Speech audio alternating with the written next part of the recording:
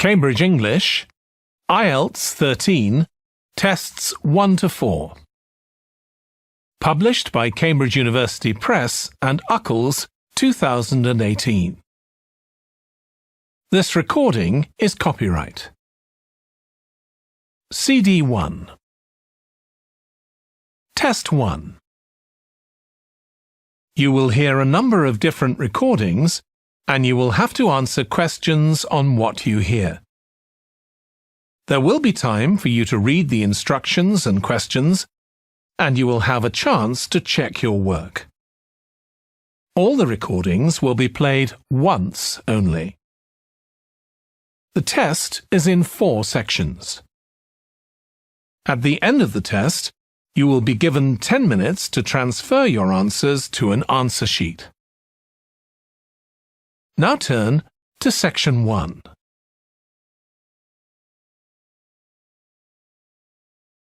Section 1. You will hear a telephone conversation between a woman who wants to attend a cookery class and an official at a tourist information centre. First, you have some time to look at questions 1 to 6.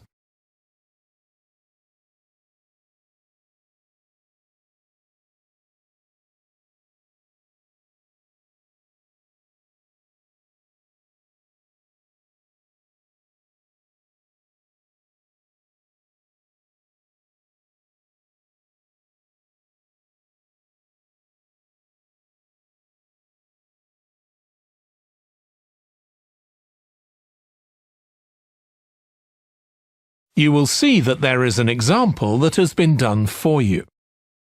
On this occasion only, the conversation relating to this will be played first. Hello, Tourist Information Centre. Mike speaking. How can I help you? Oh, hi. I wanted to find out about cookery classes. I believe there are some one-day classes for tourists. Well, they're open to everyone, but tourists are always welcome. OK, let me give you some details of what's available. There are several classes. One very popular one is at the food studio. The first cooking class is at the food studio, so studio has been written in the space. Now we shall begin. You should answer the questions as you listen, because you will not hear the recording a second time. Listen carefully and answer questions 1 to 6. Hello, Tourist Information Centre. Mike speaking. How can I help you? Oh, hi. I wanted to find out about cookery classes. I believe there are some one-day classes for tourists. Well, they're open to everyone, but tourists are always welcome. OK, let me give you some details of what's available. There are several classes. One very popular one is at the food studio. OK. They focus on seasonal products, and as well as teaching you how to cook them, they also show you how to choose them. Right, that sounds good. How big are the classes? I'm not sure exactly, but they'll be quite small. And could I get a private lesson there? I think so. Let me check. Yes, they do offer those. Though, in fact, most of the people who attend the classes find it's a nice way of getting to know one another. I suppose it must be, yes. And this company has a special deal for clients where they offer a discount of 20% if you return for a further class. OK, but you said there were several classes. That's right.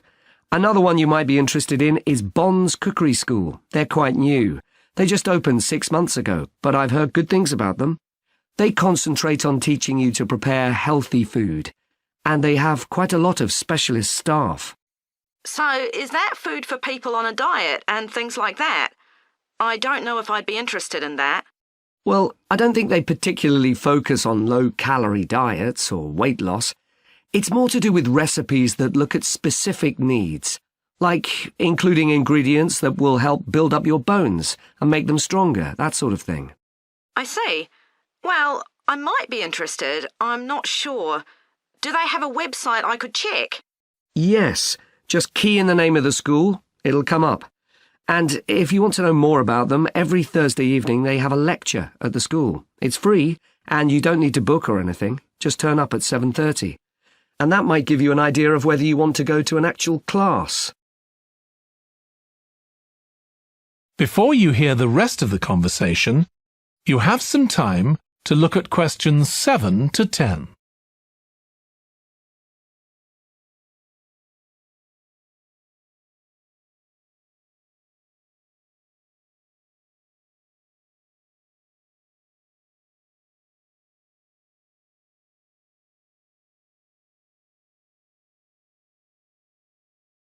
Now listen and answer questions 7 to 10.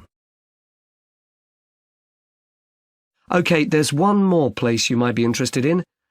That's got a rather strange name. It's called the Ielts Centre. That's spelled A-R-R-E-T-S-A. OK. They've got a very good reputation. They do a bit of meat and fish cookery, but they mostly specialise in vegetarian dishes. Right. That's certainly an area I'd like to learn more about. I've got lots of friends who don't eat meat. In fact, I think I might have seen that school today. Is it just by the market? That's right. So they don't have any problem getting their ingredients. They're right next door. And they also offer a special 2-hour course in how to use a knife. They cover all the different skills, buying them, sharpening, chopping techniques. It gets booked up quickly, though, so you'd need to check it was available. Right, well, thank you very much. I'll go and check that out. That is the end of section 1. You now have half a minute to check your answers.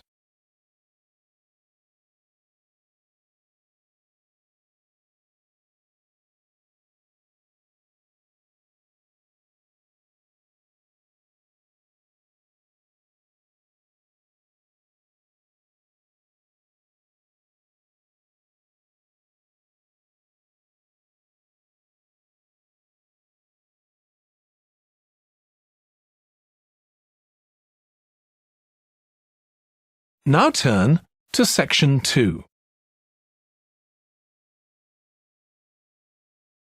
Section 2. You will hear the chairman of the Highways Committee of Granford speaking to members of the public about proposed changes to traffic and parking in the area.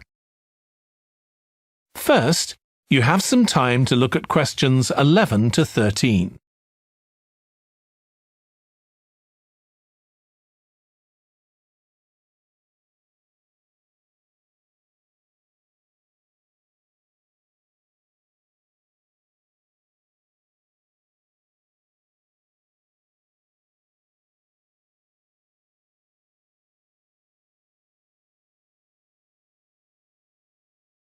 Now listen carefully and answer questions 11 to 13. Good evening, everyone. My name's Phil Sutton, and I'm chairman of the Highways Committee. We've called this meeting to inform members of the public about the new regulations for traffic and parking we're proposing for Granford. I'll start by summarising these changes before we open the meeting to questions. So, why do we need to make these changes to traffic systems in Granford? Well, we're very aware that traffic is becoming an increasing problem. It's been especially noticeable with the increase in heavy traffic while they've been building the new hospital. But it's the overall rise in the volume of traffic of all kinds that's concerning us. To date, there's not been any increase in traffic accidents, but that's not something we want to see happen, obviously. We recently carried out a survey of local residents, and their responses were interesting. People were very concerned about the lack of visibility on some roads due to cars parked along the sides of the roads. We'd expected complaints about the congestion near the school when parents are dropping off their children or picking them up. But this wasn't top of the list, and nor were noise and fumes from trucks and lorries, though they were mentioned by some people. We think these new traffic regulations would make a lot of difference. but we still have a long way to go. We've managed to keep our proposals within budget, so they can be covered by the Council. But of course it's no good introducing new regulations if we don't have a way of making sure that everyone obeys them. And that's an area we're still working on with the help of representatives from the police force. Before you hear the rest of the talk, you have some time to look at questions 14 to 20.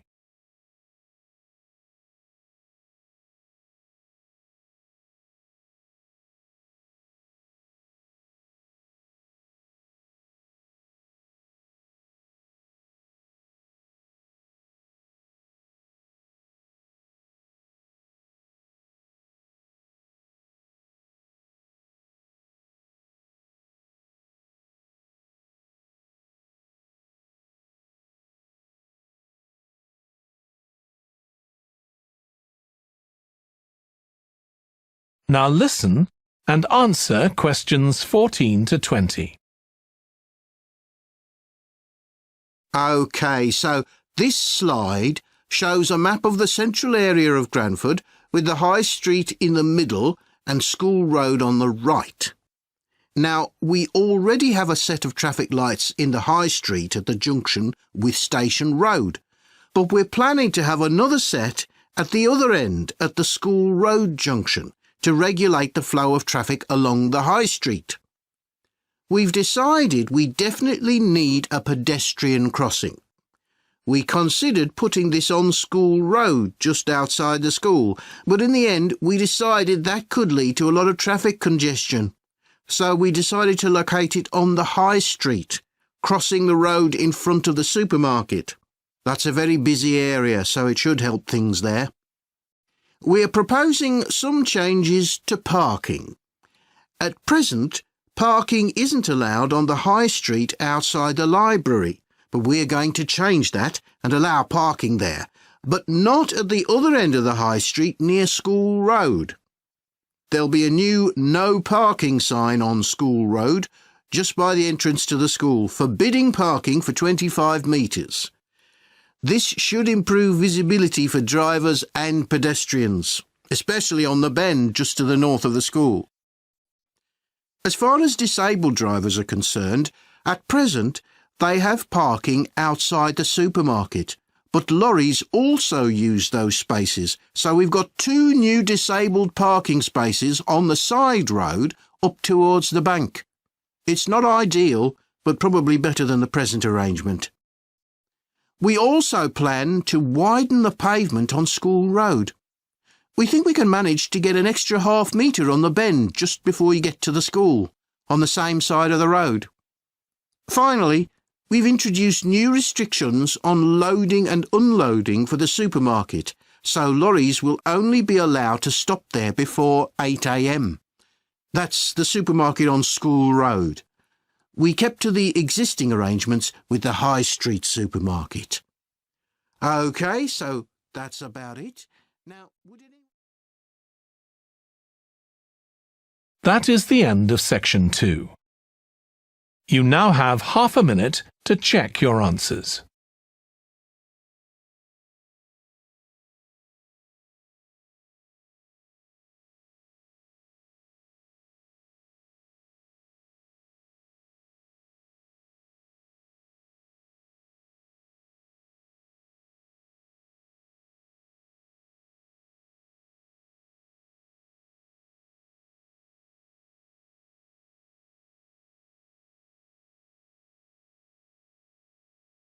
Now turn to section 3. Section 3.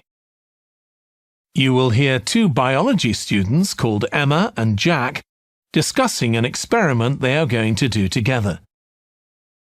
First, you have some time to look at questions 21 to 25.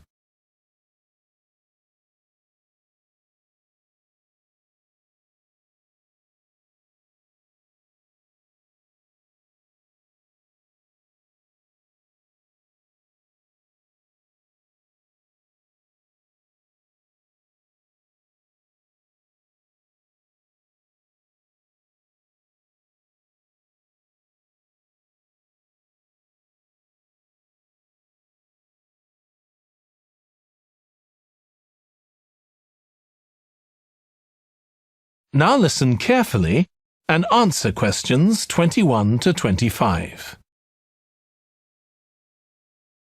We've got to choose a topic for our experiment, haven't we, Jack?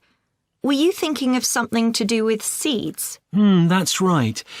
I thought we could look at seed germination, how a seed begins to grow. OK. Any particular reason?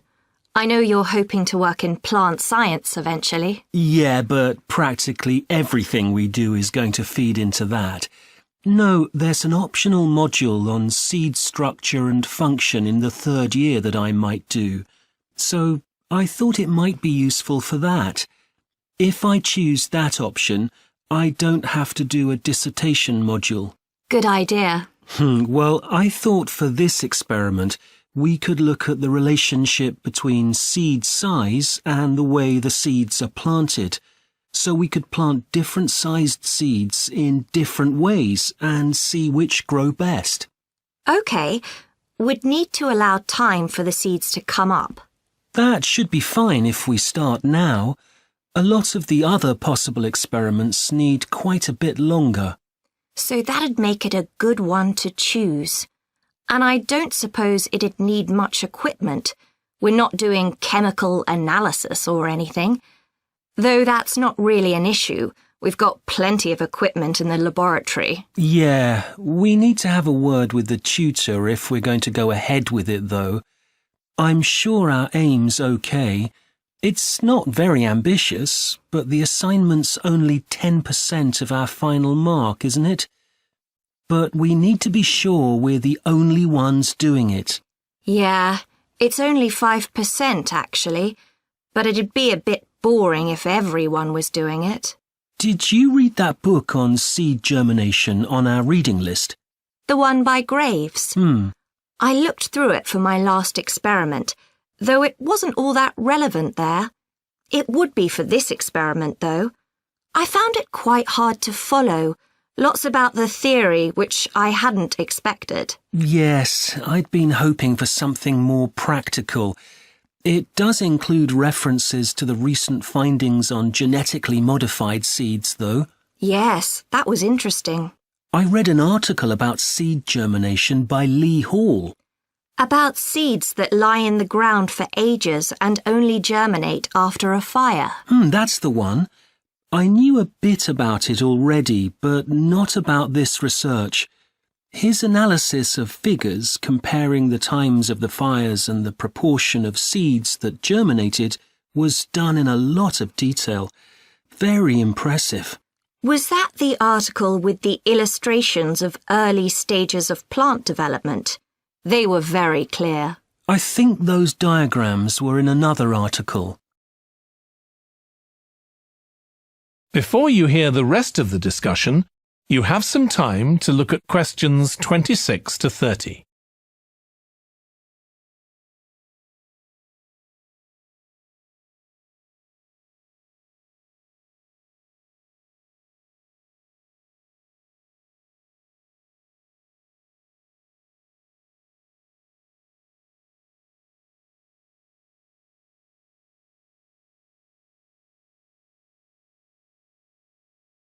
Now listen and answer questions 26 to 30. Anyway, shall we have a look at the procedure for our experiment? We'll need to get going with it quite soon. Right. So the first thing we have to do is find our seeds.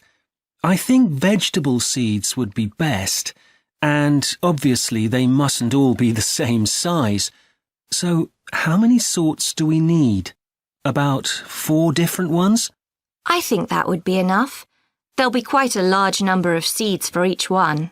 Then for each seed, we need to find out how much it weighs and also measure its dimensions. And we need to keep a careful record of all that. That'll be quite time-consuming. And we also need to decide how deep we're going to plant the seeds, right on the surface a few millimetres down, or several centimetres. OK, so then we get planting. Do you think we can plant several seeds together in the same plant pot? No, I think we need a different one for each seed. Right. And we'll need to label them. We can use different coloured labels. Then we wait for the seeds to germinate. I reckon that'll be about 3 weeks, depending on what the weather's like. Then we see if our plants have come up and write down how tall they've grown. Then all we have to do is look at our numbers and see if there's any relation between them. That's right. So then we get... That is the end of section 3. You now have half a minute to check your answers.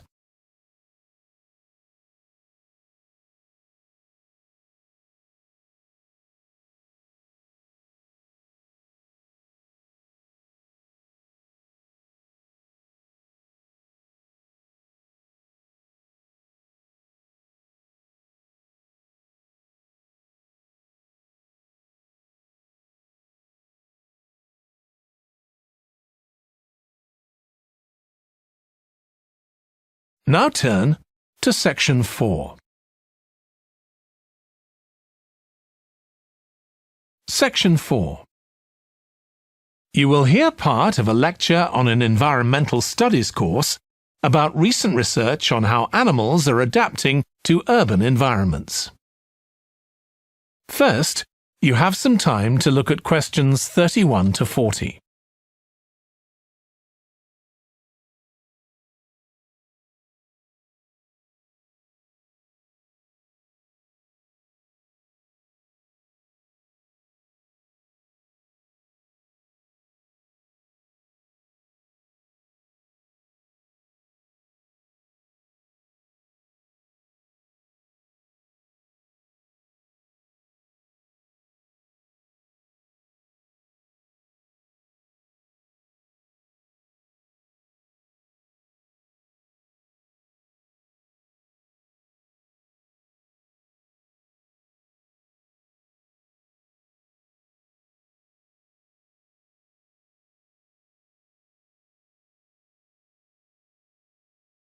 Now listen carefully and answer questions 31 to 40.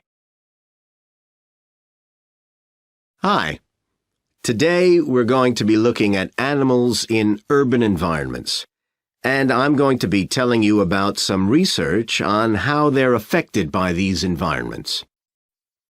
Now, in evolutionary terms, urban environments represent huge upheavals, the sorts of massive changes that usually happen over millions of years.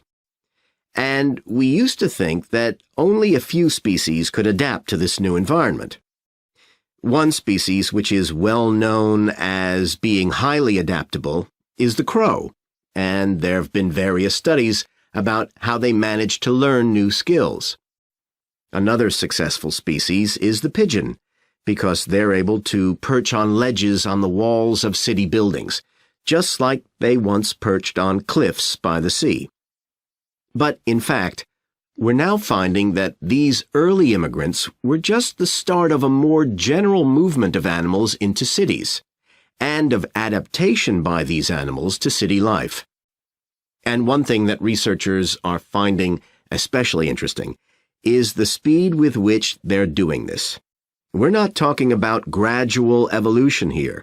These animals are changing fast. Let me tell you about some of the studies that have been carried out in this area.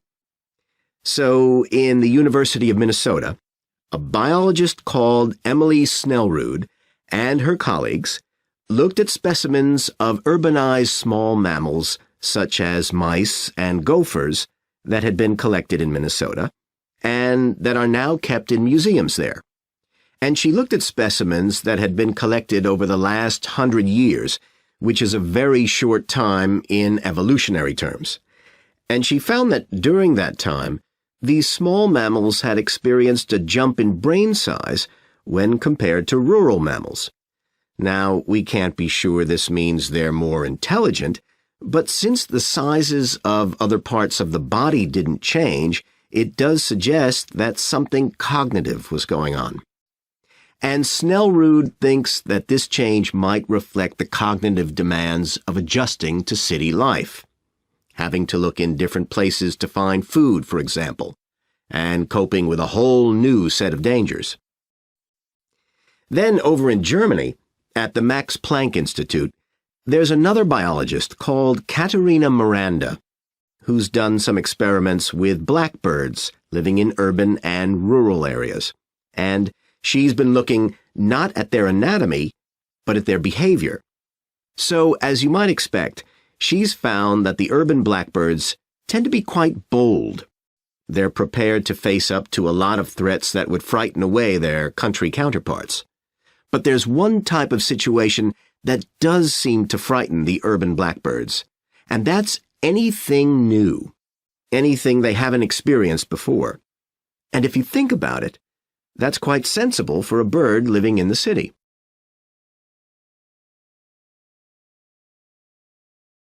Jonathan Atwell, in Indiana University, is looking at how a range of animals respond to urban environments. He's found that when they're under stress, their endocrine systems react by reducing the amount of hormones such as corticosterone into their blood. It's a sensible-seeming adaptation. A rat that gets scared every time a subway train rolls past won't be very successful.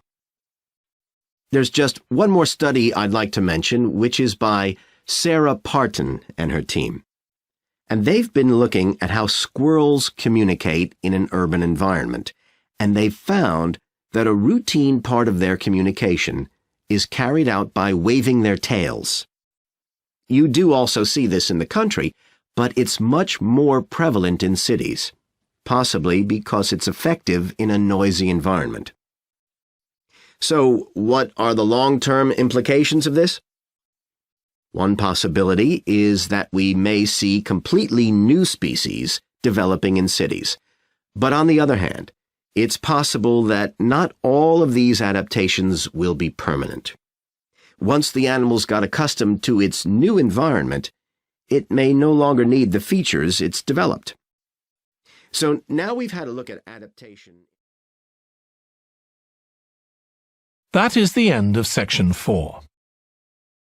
You now have half a minute to check your answers.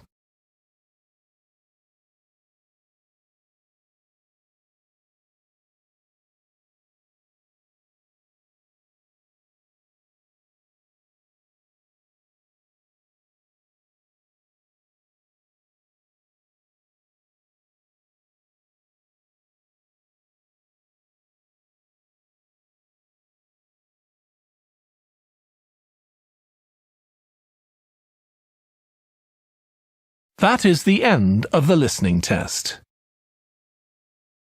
In the Ielts test, you would now have 10 minutes to transfer your answers to the answer sheet.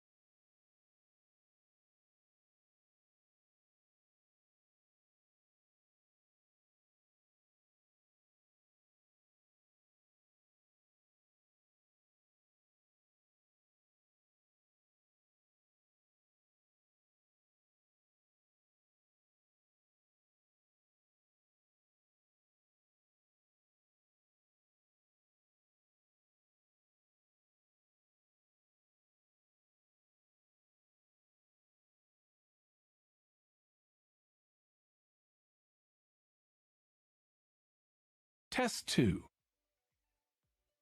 You will hear a number of different recordings, and you will have to answer questions on what you hear. There will be time for you to read the instructions and questions, and you will have a chance to check your work. All the recordings will be played once only. The test is in 4 sections. At the end of the test, you will be given 10 minutes to transfer your answers to an answer sheet.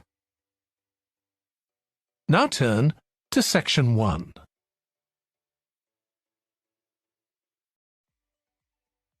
Section 1. You will hear a woman phoning the secretary of a cycling club to find out about becoming a member. First, you have some time to look at questions 1 to 6.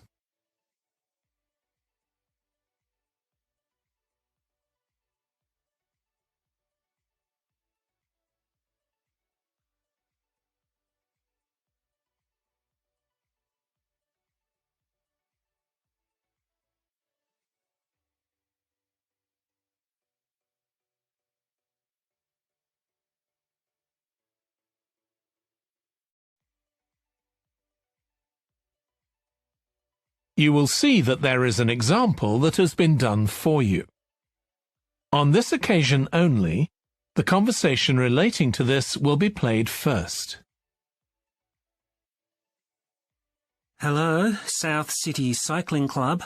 Oh, hi. I want to find out about joining the club. Right, I can help you there. I'm the club secretary and my name's Jim Hunter. Oh, hi, Jim. The club secretary's name is Jim Hunter, so Hunter has been written in the space. Now we shall begin. You should answer the questions as you listen, because you will not hear the recording a second time. Listen carefully and answer questions 1 to 6. Hello, South City Cycling Club. Oh, hi. I want to find out about joining the club. Right, I can help you there. I'm the club secretary and my name's Jim Hunter. Oh, hi, Jim. So, are you interested in membership for yourself? That's right. Okay, well, there are basically 2 types of adult membership. If you're pretty serious about cycling, there's the full membership. That costs $260, and that covers you not just for ordinary cycling, but also for races both here in the city and also in other parts of Australia. Right. Well, I'm not really up to that standard. I was more interested in just joining a group to do some cycling in my free time. Sure, that's why most people join. So in that case, you'd be better with the recreational membership. That's $108 if you're over 19 and $95 if you're under. I'm 25. Okay. It's paid quarterly and you can upgrade it later to the full membership if you want to, of course. Now, both types of membership include the club fee of $20. They also provide insurance in case you have an accident, though we hope you won't need that, of course. No. Okay, well, I'll go with the recreational membership, I think, and that allows me to join in the club activities and so on? That's right. And once you're a member of the club, you're also permitted to wear our kit when you're out cycling. It's green and white. Yes, I've seen cyclists wearing it. So can I buy that at the club? No, it's made to order by a company in Brisbane. You can find them online. They're called Jerry's. That's Jerriz. You can use your membership number to put in an order on their website. Okay. Now, can you tell me a bit about the rides I can do? Sure. So we have training rides pretty well every morning, and they're a really good way of improving your cycling skills as well as your general level of fitness. But they're different levels. Level A is pretty fast. you're looking at about 30 or 35 kilometres an hour. If you can do about 25 kilometres an hour, you'd probably be level B. And then level C are the novices who stay at about 15 kilometres per hour. Right. Well, I reckon I'd be level B. So when are the sessions for that level? There are a couple each week. They're both early morning sessions. There's one on Tuesdays, and for that one you meet at 5:30 a.m, and the meeting point's the stadium. Do you know where that is? Yes, it's quite near my home, in fact. OK, and how about the other one? That's on Thursdays. It starts at the same time, but they meet at the main gate to the park. Is that the one just past the shopping mall? That's it. Before you hear the rest of the conversation, you have some time to look at questions 7 to 10.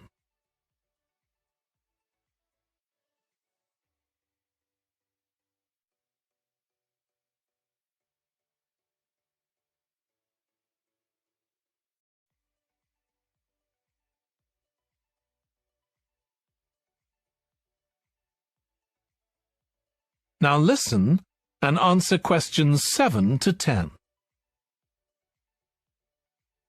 So how long are the rides? They're about an hour and a half, so if you have a job, it's easy to fit in before you go to work. And the members often go somewhere for coffee afterwards, so it's quite a social event. OK, that sounds good. I've only just moved to the city, so I don't actually know many people yet. Well, it's a great way to meet people. And does each ride have a leader? Sometimes, but not always. But you don't really need one. The group members on the ride support one another anyway. How would we know where to go? If you check the club website, you'll see that the route for each ride is clearly marked. So you can just print that out and take it along with you. It's similar from one week to another, but it's not always exactly the same. And what do I need to bring? Well, bring a bottle of water and your phone. You shouldn't use it while you're cycling, but have it with you. Right. And in winter, it's well before sunrise when we set out, so you need to make sure your bike's got lights. That's OK. Well, thanks, Jim. I'd definitely like to join. So what's the best way of going about it? You can... That is the end of section 1. You now have half a minute to check your answers.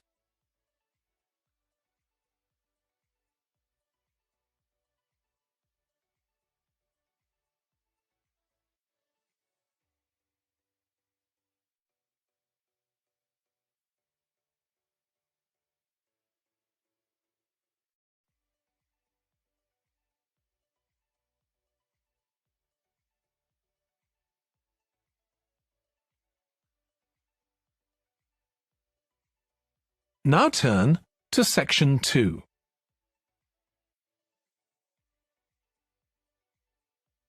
Section 2. You will hear a manager in a company talking to employees about volunteering for charity work. First, you have some time to look at questions 11 to 16.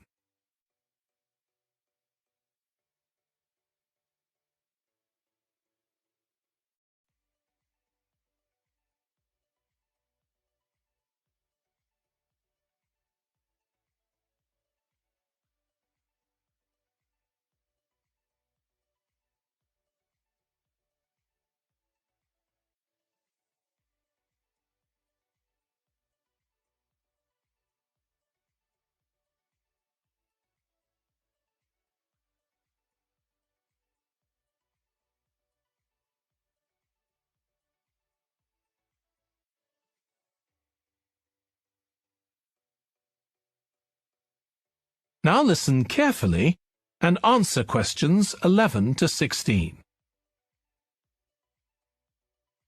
Thanks for coming, everyone. Okay, so this meeting is for new staff and staff who haven't been involved with our volunteering projects yet. So, basically, the idea is that we allow staff to give up some of their work time to help on various charity projects to benefit the local community. We've been doing this for the last 5 years, and it's been very successful. Participating doesn't necessarily involve a huge time commitment. The company will pay for 8 hours of your time. That can be used over 1 or 2 days all at once, or spread over several months throughout the year. There are some staff who enjoy volunteering so much, they also give up their own free time for a couple of hours every week. It's completely up to you. Obviously, many people will have family commitments and aren't as available as other members of staff. Feedback from staff has been overwhelmingly positive. Because they felt they were doing something really useful, nearly everyone agreed that volunteering made them feel more motivated at work. They also liked building relationships with the people in the local community and felt valued by them. 1 or 2 people also said it was a good thing to have on their CVs. One particularly successful project last year was the Get Working project. This was aimed at helping unemployed people in the area get back to work. Our staff were able to help them improve their telephone skills, such as writing down messages and speaking with confidence to potential customers, which they had found quite difficult. This is something many employers look for in job applicants, and something we all do without even thinking about every day at work. We've got an exciting new project starting this year. Up until now, we've mainly focused on projects to do with education and training. And we'll continue with our reading project in schools and our work with local charities. But we've also agreed to help out on a conservation project in Redfern Park. So if any of you fancy being outside and getting your hands dirty, this is the project for you. I also wanted to mention the annual Digital Inclusion Day, which is coming up next month. The aim of this is to help older people keep up with technology. And this year, instead of hosting the event in our own training facility, we're using the ICT suite at Hill College, as it can hold far more people. We've invited over 60 people from the Silver Age Community Center to take part, so we'll need a lot of volunteers to help with this event. If you're interested in taking part, please go to the volunteering section of our website and complete the relevant form. We won't be providing any training for this, but you'll be paired with an experienced volunteer if you've never done it before. By the way, don't forget to tell your manager about any volunteering activities you decide to do. Before you hear the rest of the talk, you have some time to look at questions 17 to 20.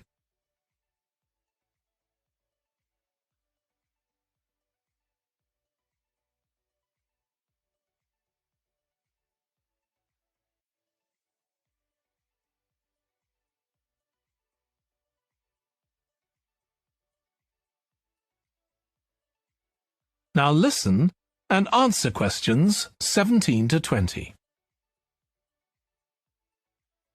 The participants on the Digital Inclusion Day really benefited. The majority were in their 70s, though some were younger, and a few were even in their 90s. Quite a few owned both a computer and a mobile phone, but these tended to be outdated models. They generally knew how to do simple things like send texts, but weren't aware of recent developments in mobile phone technology. A few were keen to learn, but most were quite dismissive at first. They couldn't see the point of updating their skills. But that soon changed. The feedback was very positive. The really encouraging thing was that participants all said they felt much more confident about using social media to keep in touch with their grandchildren, who prefer this form of communication to phoning or sending emails. A lot of them also said playing online games would help them make new friends and keep their brains active. They weren't that impressed with being able to order their groceries online, as they liked going out to the shops, but some said it would come in handy if they were ill or the weather was really bad. One thing they asked about was using tablets for things like reading newspapers. Some people had been given tablets as presents, but had never used them. So that's something we'll make sure we include this time. That is the end of section 2. You now have half a minute to check your answers.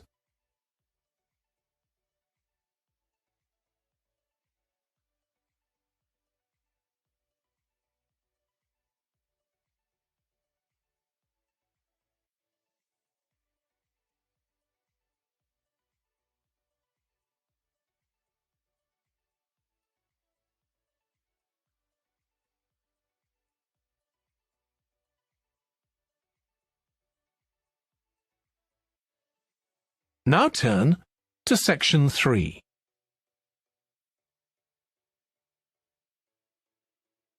Section 3. You will hear a student called Russ consulting his tutor about a presentation he is preparing on nanotechnology, the study of materials on an extremely small scale. First, you have some time to look at questions 21 to 25.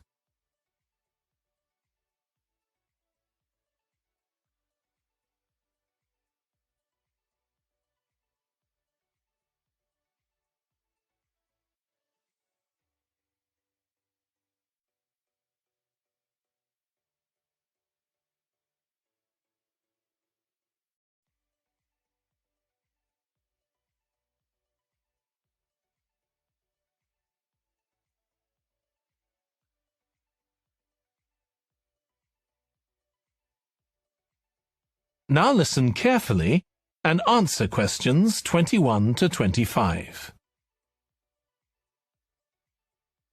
Come in, Russ. Thank you. Now, you wanted to consult me about your class presentation on nanotechnology. You were due to give it next week, aren't you? That's right, and I'm really struggling.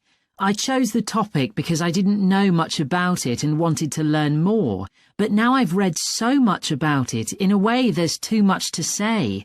I could talk for much longer than the 20 minutes I've been allocated. Should I assume the other students don't know much and give them a kind of general introduction, or should I try and make them share my fascination with a particular aspect? You could do either, but you'll need to have it clear in your own mind. Then I think I'll give an overview. OK. Now, one way of approaching this is to work through developments in chronological order. On the other hand, you could talk about the numerous ways that nanotechnology is being applied. You mean things like thin films on camera displays to make them water repellent, and additives to make motorcycle helmets stronger and lighter? Exactly. Or another way would be to focus on its impact in one particular area, say medicine or space exploration. That would make it easier to focus. Perhaps I should do that. I think that would be a good idea. Right. How important is it to include slides in the presentation? They aren't essential by any means, and there's a danger of tailoring what you say to fit whatever slides you can find. While it can be good to include slides, you could end up spending too long looking for suitable ones. You might find it better to leave them out. I see. Another thing I was wondering about was how to start. I know presentations often begin with, first I'm going to talk about this, and then I'll talk about that. But I thought about asking the audience what they know about nanotechnology. That would be fine if you had an hour or two for the presentation, but you might find that you can't do anything with the answers you get, and it simply eats into the short time that's available. So maybe I should mention a particular way that nanotechnology is used to focus people's attention. That sounds sensible. What do you think I should do next? I really have to plan the presentation today and tomorrow.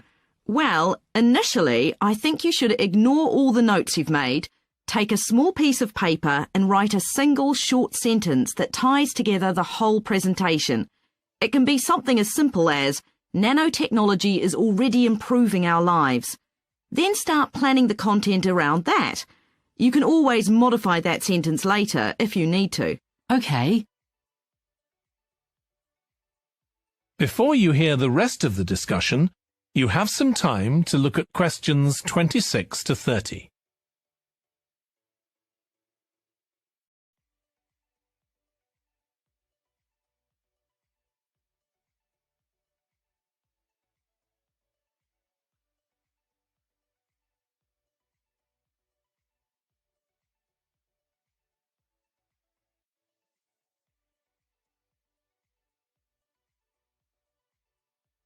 Now listen and answer questions 26 to 30. OK, now let's think about actually giving the presentation. You've only given one before, if I remember correctly, about an experiment you'd been involved in. That's right. It was pretty rubbish. Let's say it was better in some respects than in others. With regard to the structure, I felt that you ended rather abruptly, without rounding it off. Be careful not to do that in next week's presentation. OK. And you made very little eye contact with the audience because you were looking down at your notes most of the time. You need to be looking at the audience and only occasionally glancing at your notes. Your body language was a little odd. Every time you showed a slide, you turned your back on the audience so you could look at it. You should have been looking at your laptop. And you kept scratching your head, so I found myself wondering when you were next going to do that, instead of listening to what you were saying. Oh dear. What did you think of the language? I knew that not everyone was familiar with the subject, so I tried to make it as simple as I could. Yes, that came across. You used a few words that are specific to the field, but you always explained what they meant, so the audience wouldn't have had any difficulty understanding.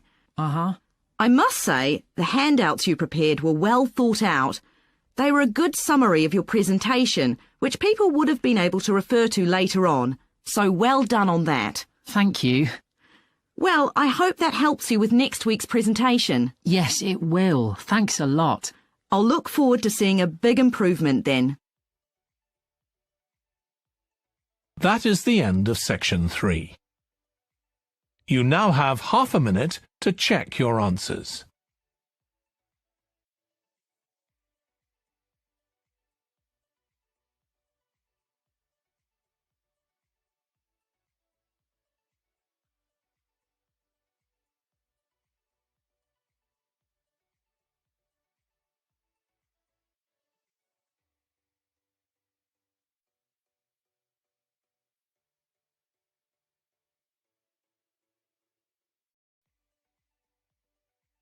Now turn to section 4.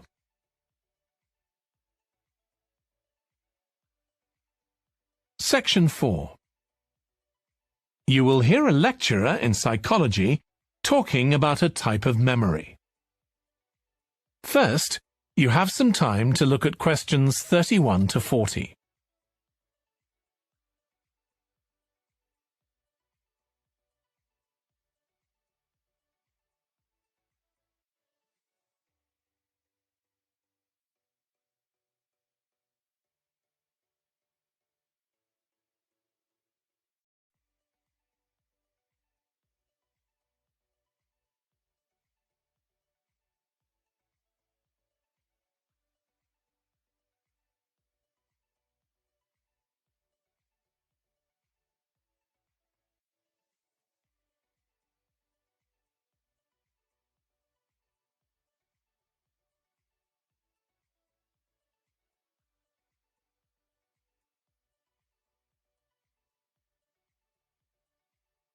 Now listen carefully and answer questions 31 to 40. Today, we'll be continuing the series of lectures on memory by focusing on what is called episodic memory and what can happen if this is not working properly. Episodic memory refers to the memory of an event or episode. Episodic memories allow us to mentally travel back in time to an event from the past. Episodic memories include various details about these events. For example, when an event happened and other information such as the location. To help understand this concept, try to remember the last time you ate dinner at a restaurant. The ability to remember where you ate, who you were with, and the items you ordered are all features of an episodic memory. Episodic memory is distinct from another type of memory called semantic memory. This is the type of factual memory that we have in common with everyone else. That is your general knowledge of the world. To build upon a previous example, remembering where you parked your car is an example of episodic memory. But your understanding of what a car is and how an engine works are examples of semantic memory. Unlike episodic memory, semantic memory isn't dependent on recalling personal experiences. Episodic memory can be thought of as a process with several different steps of memory processing, encoding, consolidation, and retrieval. The initial step is called encoding.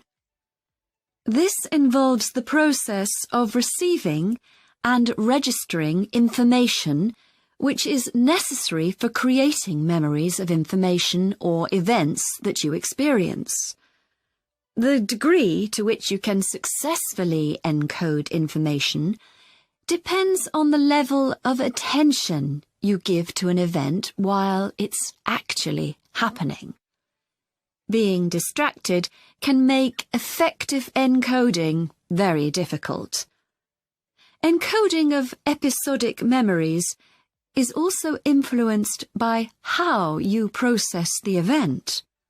For example, if you were introduced to someone called Charlie, you might make the connection that your uncle has the same name.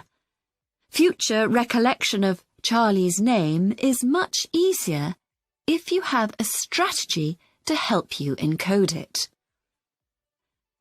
Memory consolidation, the next step in forming an episodic memory, is the process by which memories of encoded information are strengthened, stabilized, and stored to facilitate later retrieval. Consolidation is most effective when the information being stored can be linked to an existing network of information. Consolidation makes it possible for you to store memories for later retrieval indefinitely. Forming strong memories depends on the frequency with which you try to retrieve them. Memories can fade or become harder to retrieve if they aren't used very often. The last step in forming episodic memories is called retrieval, which is the conscious recollection of encoded information. Retrieving information from episodic memory depends upon semantic, olfactory, auditory, and visual factors. These help episodic memory retrieval by acting as a prompt. For example, when recalling where you parked your car, you may use the colour of a sign close to where you parked. You actually have to mentally travel back to the moment you parked.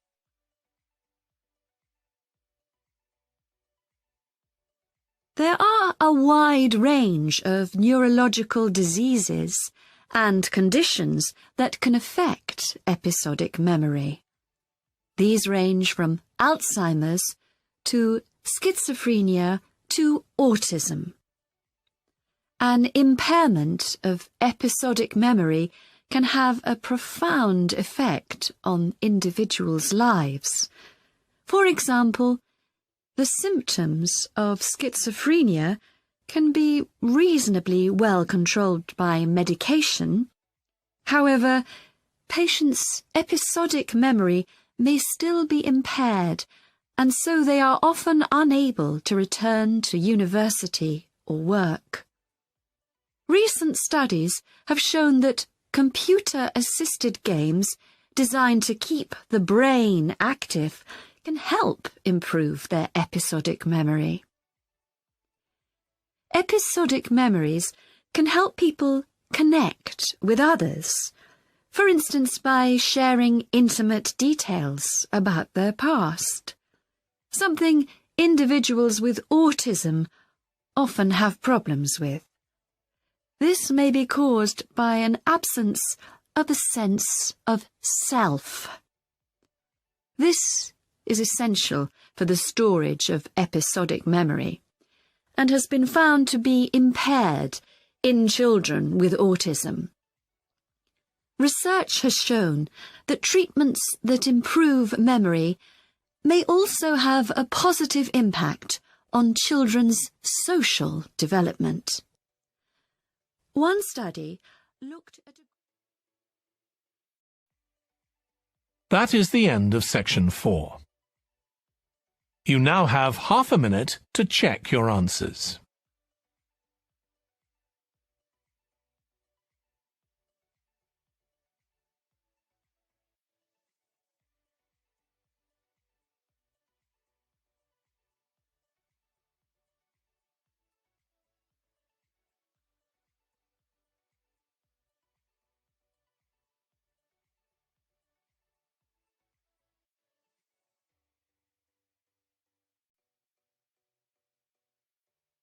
That is the end of the listening test. In the Ielts test, you would now have 10 minutes to transfer your answers to the answer sheet.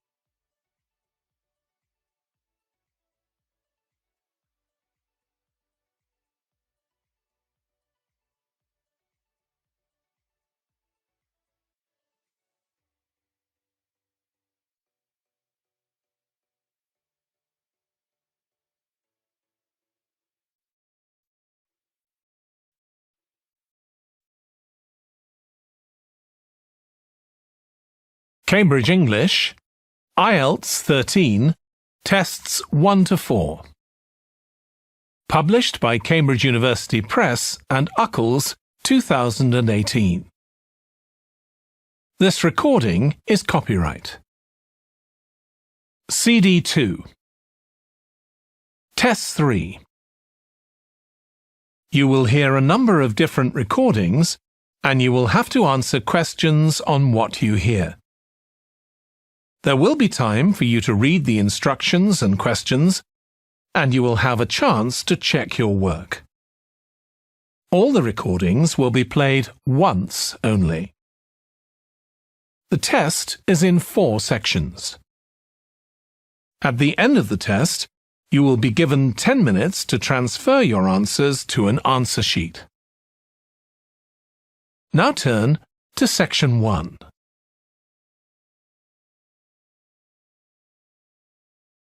Section 1. You will hear a man phoning a woman who lives in an English city called Banford to get some advice about moving to that city. First, you have some time to look at questions 1 to 5.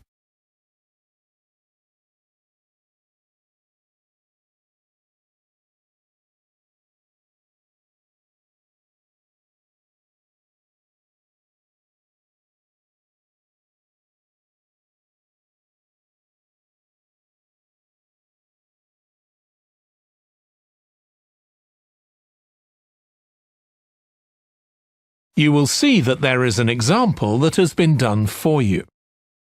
On this occasion only, the conversation relating to this will be played first. Hello, Linda speaking. Oh, hi, Linda. This is Matt Brooks. Alex White gave me your number. He said you'd be able to give me some advice about moving to Banford. Yes, Alex did mention you. How can I help? Well, first of all, which area to live in? Well, I live in Dalton, which is a really nice suburb. Not too expensive, and there's a nice park. Linda recommends a suburb called Dalton, so Dalton has been written in the space. Now we shall begin.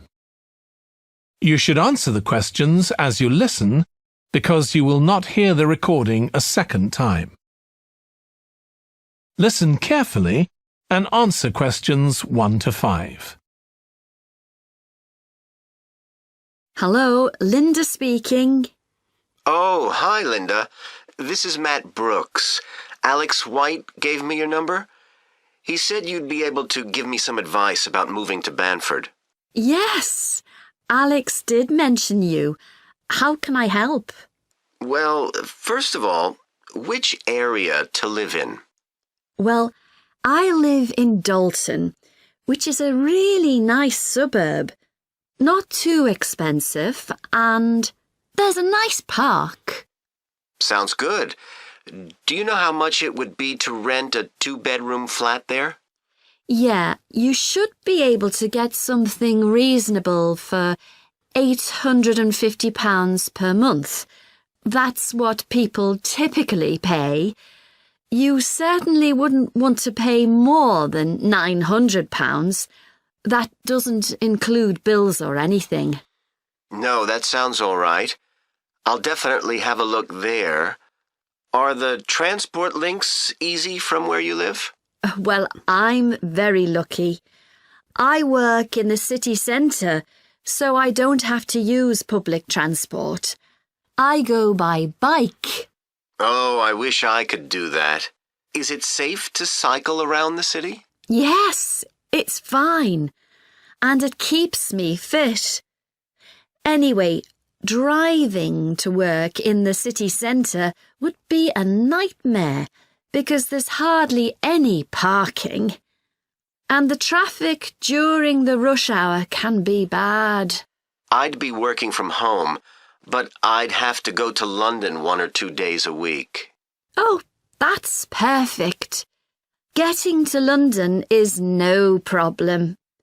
There's a fast train every 30 minutes, which only takes 45 minutes. That's good. Yeah, the train service isn't bad during the week, and they run quite late at night. It's weekends that are a problem. They're always doing engineering work, and you have to take a bus to Haddam and pick up the train there, which is really slow. But other than that, Banford's a great place to live. I've never been happier. Before you hear the rest of the conversation, you have some time to look at questions 6 to 10.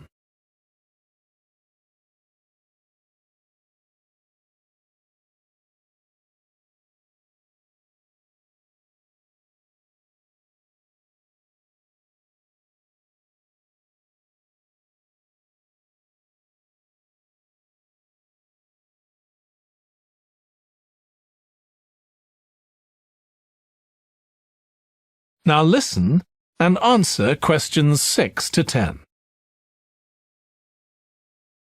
There are some nice restaurants in the city centre and a brand new cinema, which has only been open a couple of months. There's a good arts centre too. Sounds like Banford's got it all. Yes, we're really lucky. There are lots of really good aspects to living here. The schools are good, and the hospital here is one of the best in the country. Everyone I know who's been there's had a positive experience. Oh, I can give you the name of my dentist too, in Bridge Street, if you're interested. I've been going to him for years, and I've never had any problems. Oh, okay, thanks. I'll find his number and send it to you. Thanks. That would be really helpful. Are you planning to visit Banford soon? Yes, my wife and I are both coming next week. We want to make some appointments with estate agents. I could meet you if you like and show you around. Are you sure? We'd really appreciate that. Either Tuesday or Thursday is good for me, after 5:30. Thursday's preferable.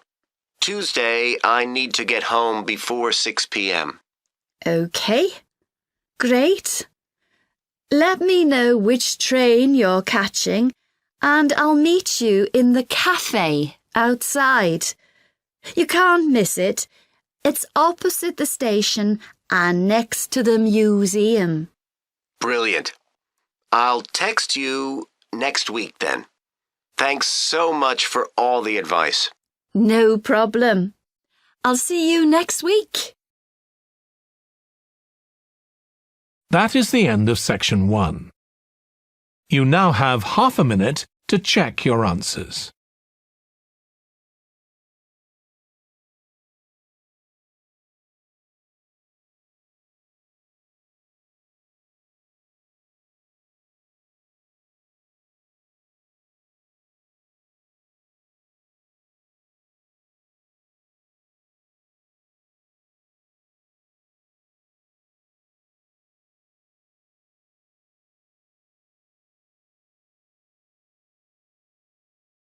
Now turn to section 2. Section 2. You will hear a fitness instructor talking on the radio about different ways of keeping fit. First, you have some time to look at questions 11 to 16.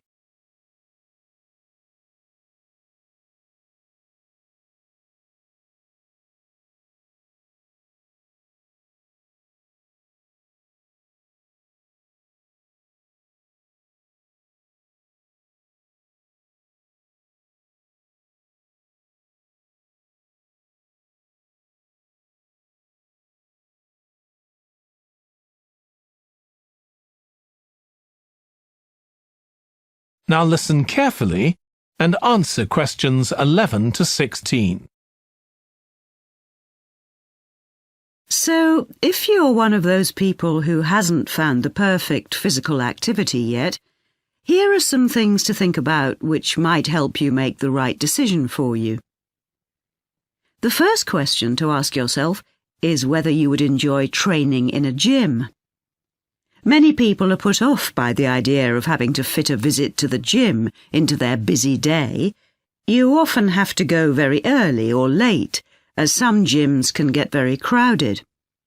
But with regular training, you'll see a big difference in a relatively short space of time. Running has become incredibly popular in recent years. That's probably got a lot to do with the fact that it's a very accessible form of exercise. Anyone can run, even if you can only run a few meters to begin with. But make sure you get the right shoes. It's worth investing in a high-quality pair, and they don't come cheap. Another great thing about running is that you can do it at any time of day or night. The only thing that may stop you is snow and ice. Swimming is another really good way to build fitness. What attracts many people is that you can swim in an indoor pool at any time of year.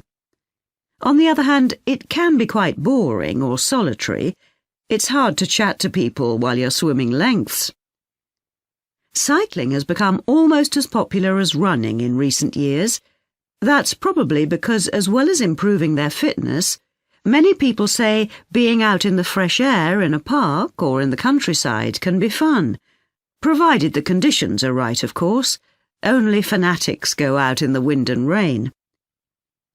Yoga is a good choice for those of you looking for exercise which focuses on developing both a healthy mind and body. It's a good way of building strength, and with the right instructor, there's less chance of hurting yourself than with other more active sports. But don't expect to find it easy. It can be surprisingly challenging, especially for people who aren't very flexible. Getting a personal trainer is a good way to start your fitness program.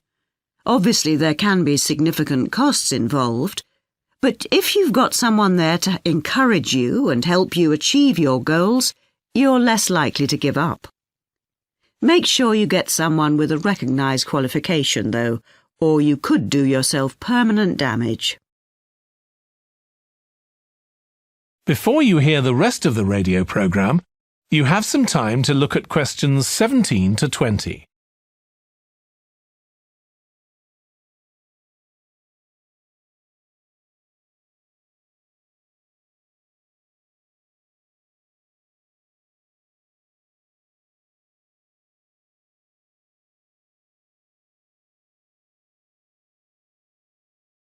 Now listen and answer questions 17 to 20. Whatever you do, don't join a gym unless you're sure you'll make good use of it. So many people waste lots of money by signing up for membership and then hardly ever go. What happens to their good intentions? I don't think people suddenly stop caring about improving their fitness or decide they have more important things to do. I think people lose interest when they don't think they're making enough progress. That's when they give up hope and stop believing they'll ever achieve their goals. Also, what people sometimes don't realise when they start is that it takes a lot of determination and hard work to keep training week after week, and lots of people don't have that kind of commitment. One thing you can do to help yourself is to set manageable goals. Be realistic and don't push yourself too far. Some people advise writing goals down, but I think it's better to have a flexible approach. Give yourself a really nice treat every time you reach one of your goals. And don't get too upset if you experience setbacks. It's a journey. There are bound to be difficulties along the way. That is the end of section 2. You now have half a minute to check your answers.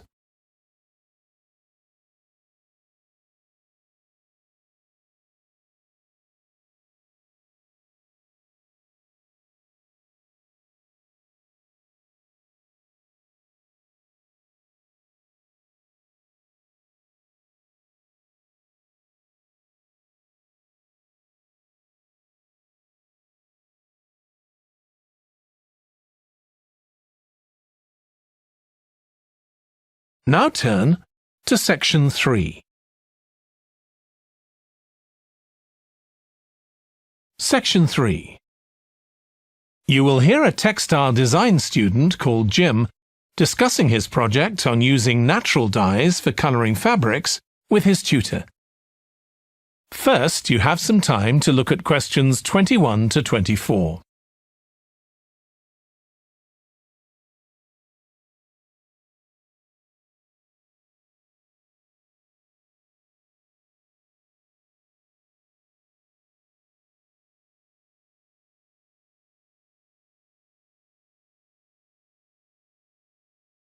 Now listen carefully and answer questions 21 to 24. OK, Jim, you wanted to see me about your textile design project. That's right. I've been looking at how a range of natural dyes can be used to colour fabrics like cotton and wool. Why did you choose that topic? Well, I got a lot of useful ideas from the museum, you know, at that exhibition of textiles.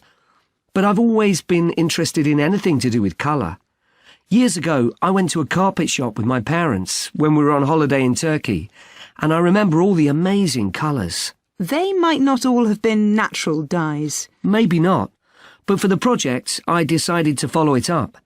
And I found a great book about a botanic garden in California that specialises in plants used for dyes. OK, so in your project, you had to include a practical investigation. Yeah. At first I couldn't decide on my variables. I was going to just look at one type of fibre, for example, like cotton. And see how different types of dyes affected it? Yes. Then I decided to include others as well. So I looked at cotton and wool and nylon. With just one type of dye? Various types, including some that weren't natural, for comparison. OK. So I did the experiments last week. I used some ready-made natural dyes. I found a website which supplied them. They came in just a few days, but I also made some of my own. That must have taken quite a bit of time. Yes. I thought it'd just be a matter of a teaspoon or so of dye, and actually that wasn't the case at all. Like, I was using one vegetable, a beetroot, for a red dye, and I had to chop up a whole pile of it. So it all took longer than I'd expected. One possibility is to use food colourings. I did use one. That was a yellow dye, an artificial one. Tartrazine? Yeah, I used it on cotton first. It came out a great colour. But when I rinsed the material, the colour just washed away. I'd been going to try it out on nylon, but I abandoned that idea. Were you worried about health issues? I thought if it's a legal food colouring, it must be safe. Well, it can occasionally cause allergic reactions, I believe. Before you hear the rest of the discussion, you have some time to look at questions 25 to 30.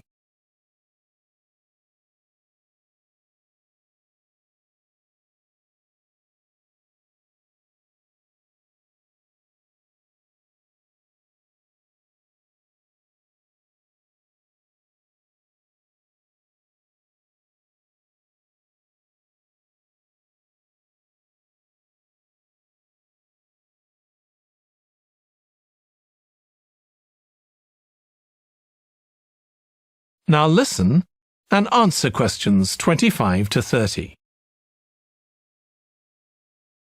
So what natural dyes did you look at? Well, one was turmeric. The colour's great. It's a really strong yellow. It's generally used in dishes like curry. It's meant to be quite good for your health when eaten, but you might find it's not permanent when it's used as a dye. A few washes and it's gone. Right. I used beetroot as a dye for wool. When I chop up beetroot to eat, I always end up with bright red hands.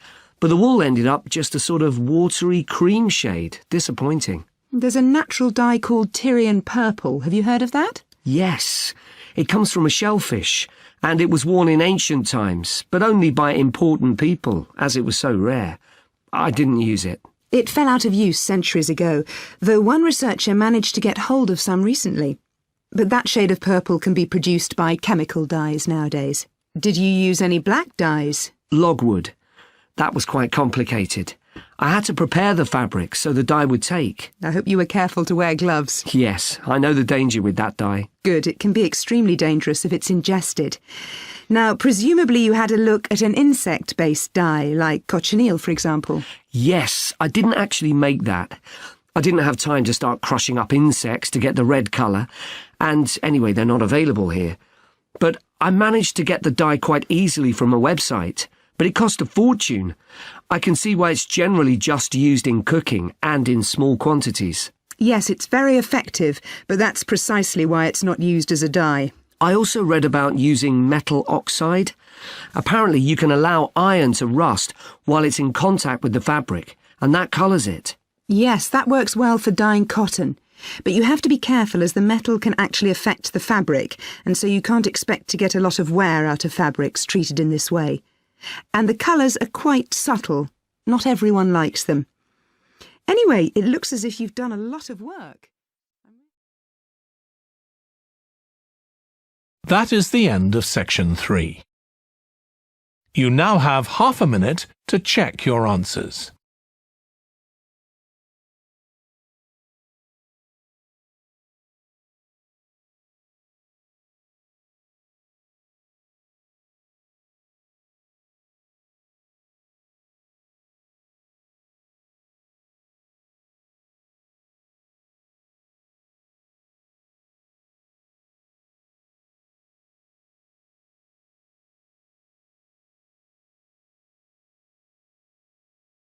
Now turn to section 4. Section 4. You will hear part of a biology lecture about an animal called the sleepy lizard that is common in parts of Australia. First, you have some time to look at questions 31 to 40.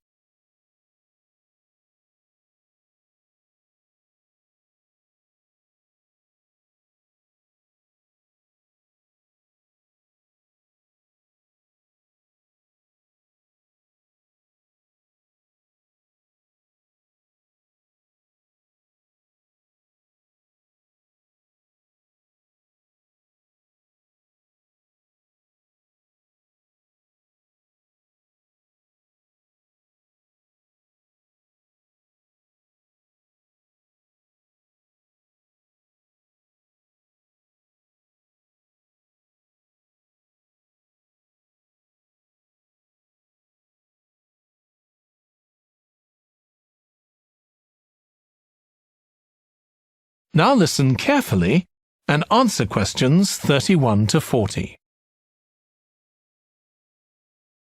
Last week we started looking at reptiles, including crocodiles and snakes. Today, I'd like us to have a look at another reptile, the lizard, and in particular, at some studies that have been done on a particular type of lizard whose Latin name is Tiliqua rugosa. This is commonly known as the sleepy lizard, because it's quite slow in its movements and spends quite a lot of its time dozing under rocks or lying in the sun. I'll start with a general description. Sleepy lizards live in Western and South Australia, where they're quite common. Unlike European lizards, which are mostly small, green and fast-moving, sleepy lizards are brown, but what's particularly distinctive about them is the colour of their tongue, which is dark blue, in contrast with the lining of their mouth, which is bright pink. And they're much bigger than most European lizards. They have quite a varied diet, including insects and even small animals, but they mostly eat plants of varying kinds. Even though they're quite large and powerful, with strong jaws that can crush beetles and snail shells, they still have quite a few predators. Large birds like cassowaries were one of the main ones in the past, but nowadays they're more likely to be caught and killed by snakes. Actually, another threat to their survival isn't a predator at all, but is man-made. Quite a large number of sleepy lizards are killed by cars when they're trying to cross highways.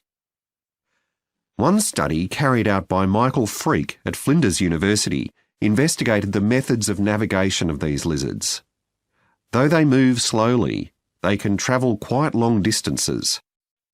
And he found that even if they were taken some distance away from their home territory, they could usually find their way back home as long as they could see the sky.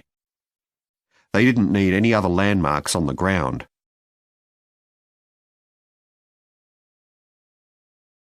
Observations of these lizards in the wild have also revealed that their mating habits are quite unusual. Unlike most animals, it seems that they're relatively monogamous, returning to the same partner year after year. And the male and female also stay together for a long time, both before and after the birth of their young.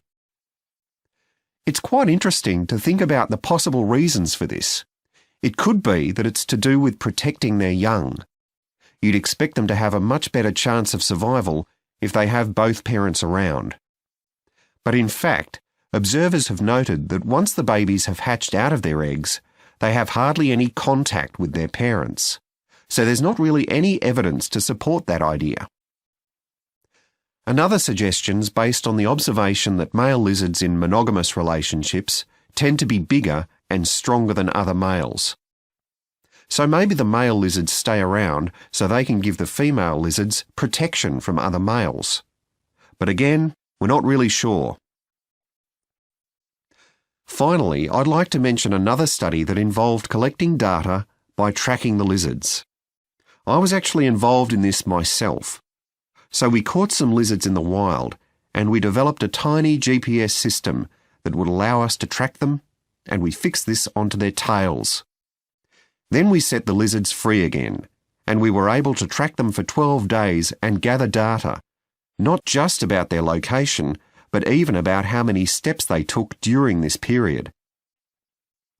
One surprising thing we discovered from this is that there were far fewer meetings between lizards than we expected. It seems that they were actually trying to avoid one another. So why would that be?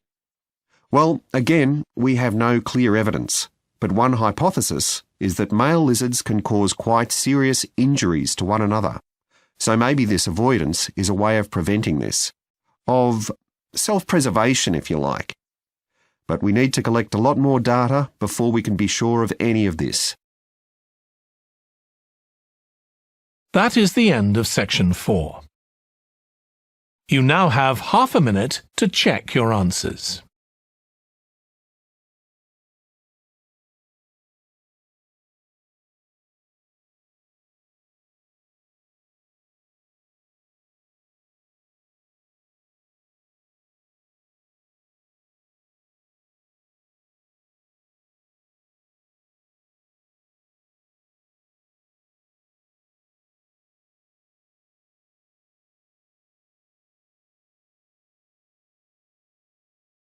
That is the end of the listening test.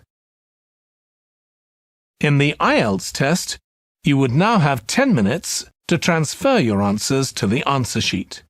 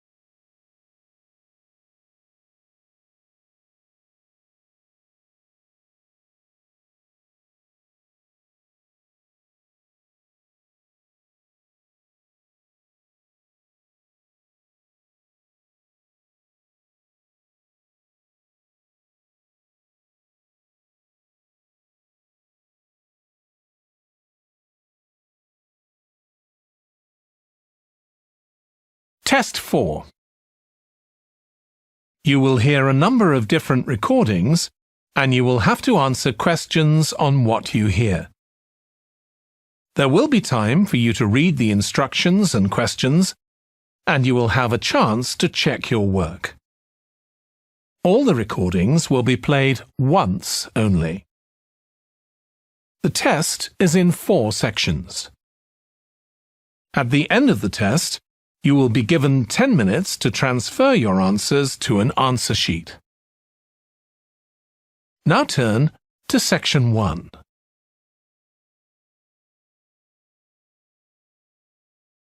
Section 1. You will hear a phone conversation between Alex, an employee at a company called JPNW, and Martha, who wants to work as a trainee at the company. First, you have some time to look at questions 1 to 7.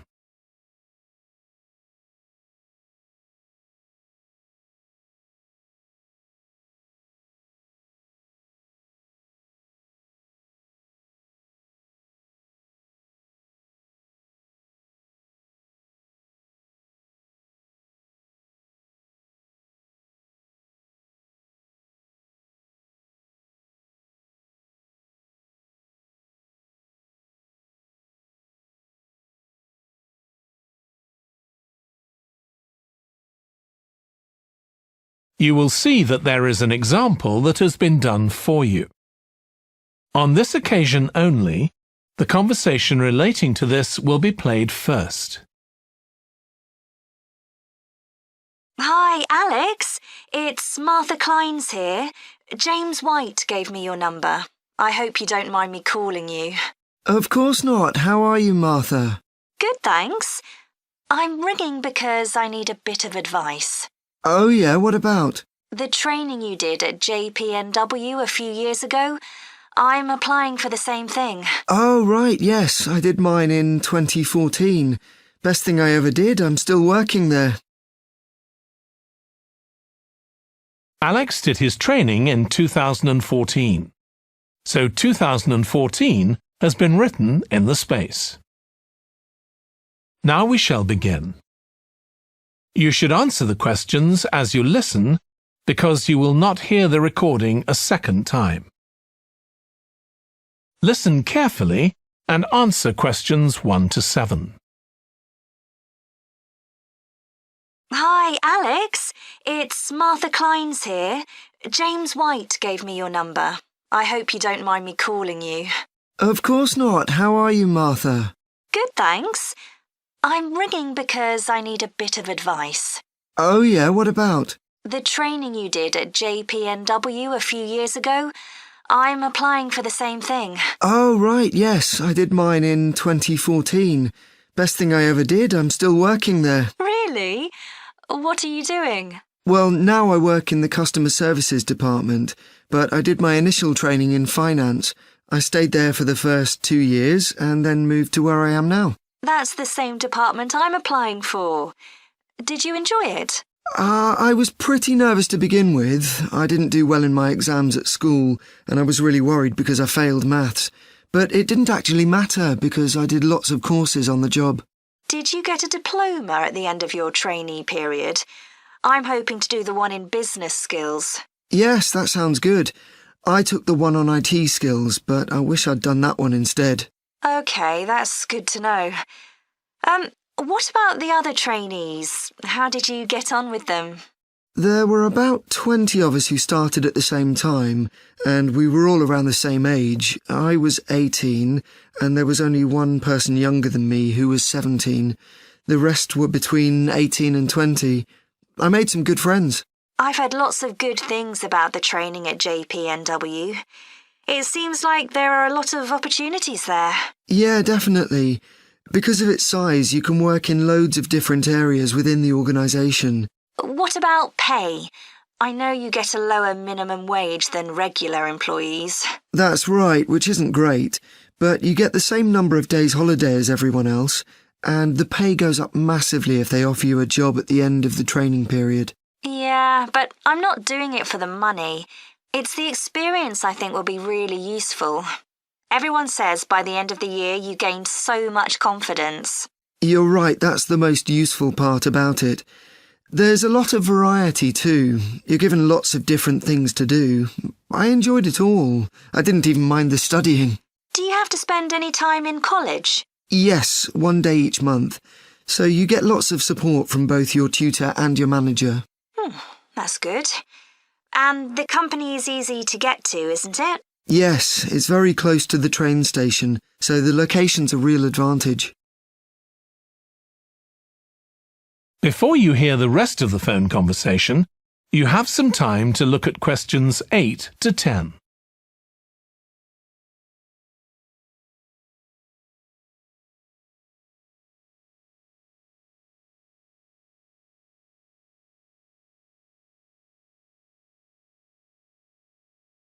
Now listen and answer questions 8 to 10.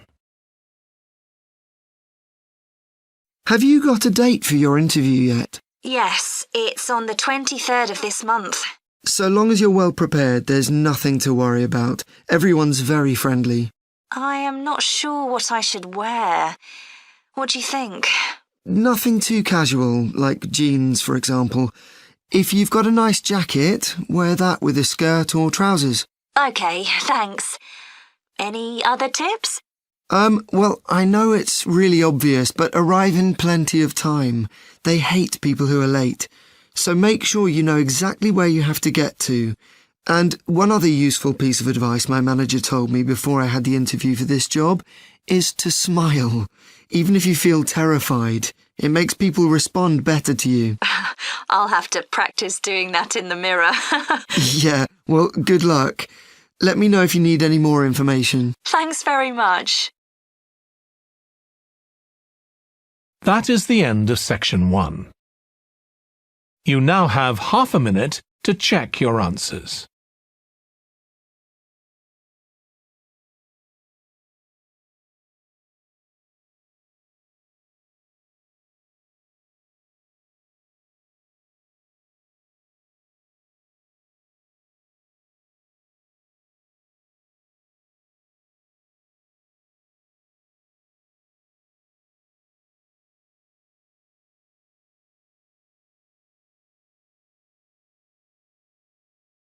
Now turn to section 2.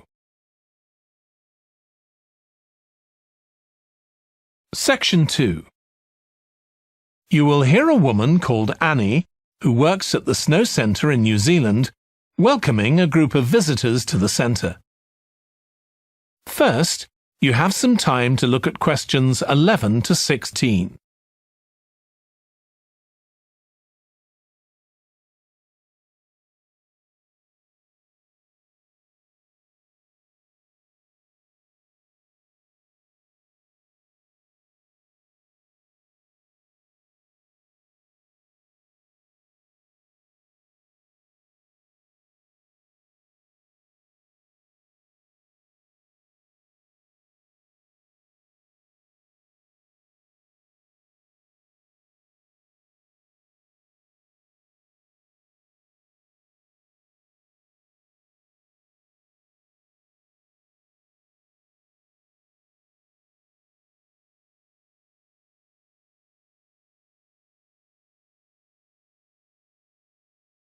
Now listen carefully and answer questions 11 to 16. Hi everyone, welcome to the Snow Centre. My name's Annie. I hope you enjoyed the bus trip from the airport. We've certainly got plenty of snow today. Well, you've come to New Zealand's premier snow and ski centre, and we've a whole load of activities for you during your week here. Most visitors come here for the cross-country skiing, where you're on fairly flat ground for most of the time, rather than going down steep mountainsides. There are marked trails, but you can also leave these and go off on your own, and that's an experience not to be missed. You can go at your own speed. It's great aerobic exercise if you really push yourself. Or, if you prefer, you can just glide gently along and enjoy the beautiful scenery. This afternoon, you'll be going on a dog sled trip. You may have seen our dogs on TV recently racing in the Winter Sled Festival. If you want, you can have your own team for the afternoon and learn how to drive them, following behind our leader on the trail. Or if you'd prefer, you can just sit back in the sled and enjoy the ride as a passenger. At the weekend, we have the team relay event, and you're all welcome to join in. We have a local school coming along, and a lot of the teachers are taking part too. Participation rather than winning is the main focus, and there's a medal for everyone who takes part. Participants are in teams of 2 to 4, and each team must complete 4 laps of the course. For your final expedition, you'll head off to Mount Frenna wearing a pair of special snowshoes which allow you to walk on top of the snow. This is an area where miners once searched for gold, though there are very few traces of their work left now. When the snow melts in summer, the mountain slopes are carpeted in flowers and plants. It's a long ascent, though not too steep, and walkers generally take a couple of days to get to the summit and return. You'll spend the night in our hut halfway up the mountain. That's included in your package for the stay. It's got cooking facilities, firewood and water for drinking. For washing, we recommend you use melted snow, though, to conserve supplies. We can take your luggage up on our snowmobile for you for just $10 a person. The hut has cooking facilities, so you can make a hot meal in the evening and morning, but you need to take your own food. The weather on Mount Frenna can be very stormy. In that case, stay in the hut. Generally, the storms don't last long. Don't stress about getting back here to the centre in time to catch the airport bus. They'll probably not be running anyway. We do have an emergency locator beacon in the hut, but only use that if it's a real emergency, like if someone's ill or injured. Before you hear the rest of the talk, you have some time to look at questions 17 to 20.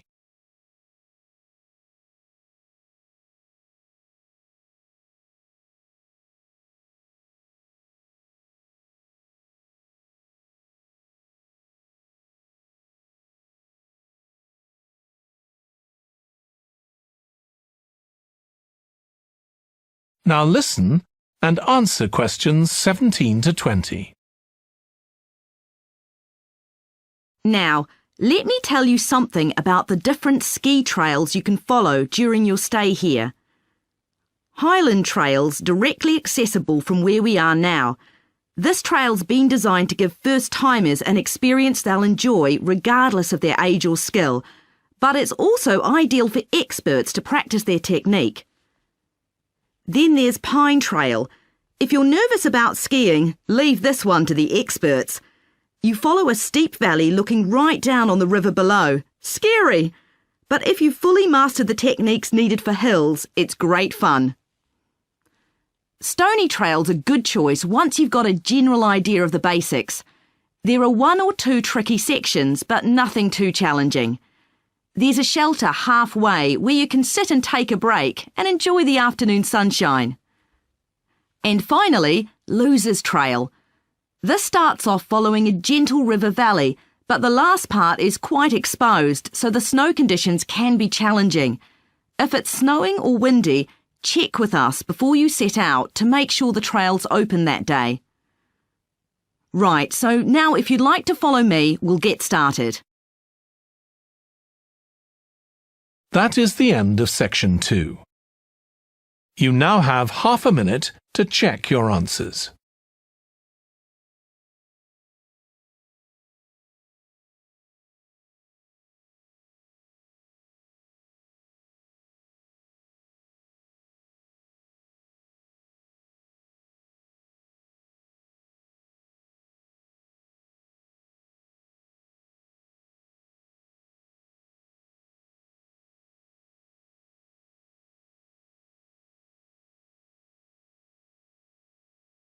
Now turn to section 3. Section 3. You will hear 2 students called Jack and Alice discussing food labels that give information on the nutritional value of foods. First, you have some time to look at questions 21 to 26.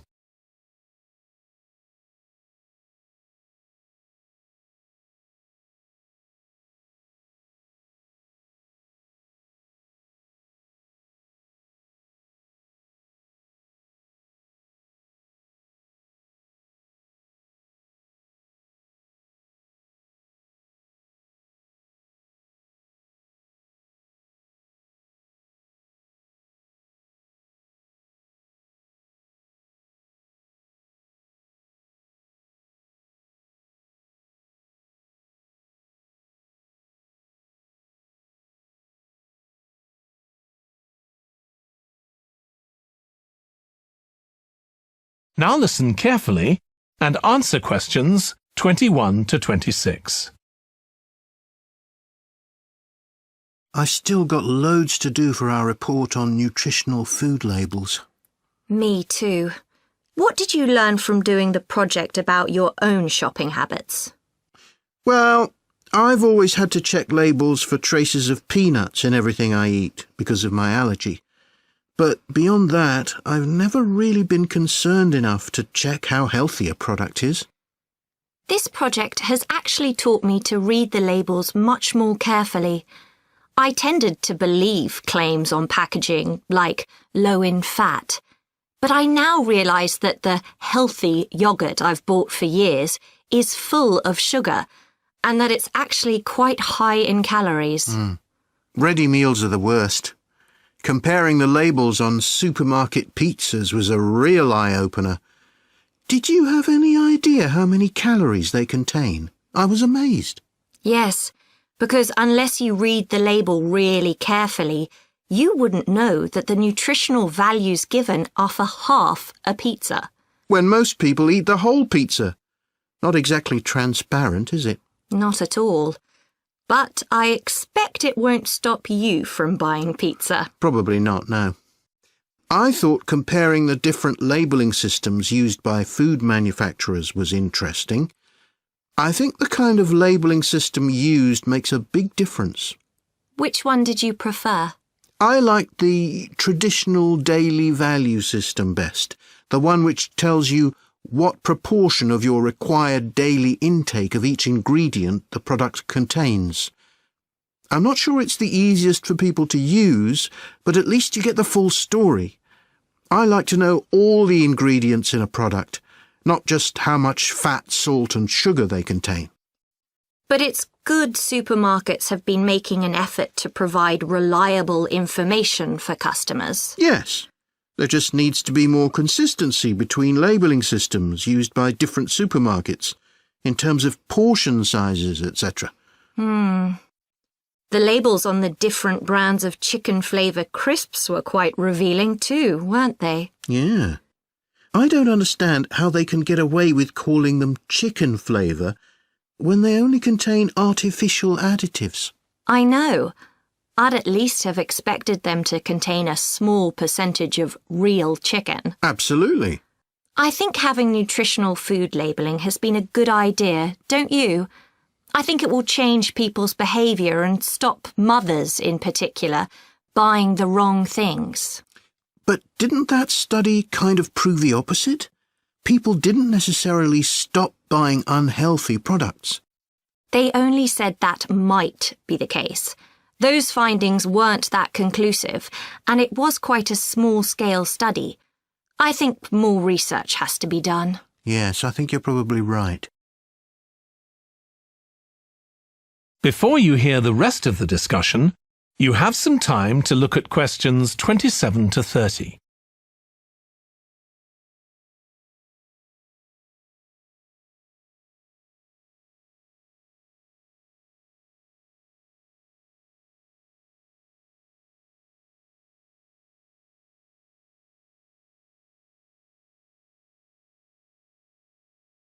Now listen and answer questions 27 to 30. What do you think of the traffic light system? I think supermarkets like the idea of having a colour-coded system, red, orange or green, for levels of fat, sugar and salt in a product. But it's not been adopted universally, and not on all products. Why do you suppose that is? Pressure from the food manufacturers. Hardly surprising that some of them are opposed to flagging up how unhealthy their products are. I'd have thought it would have been compulsory. It seems ridiculous it isn't. I know. And what I couldn't get over is the fact that it was brought in without enough consultation.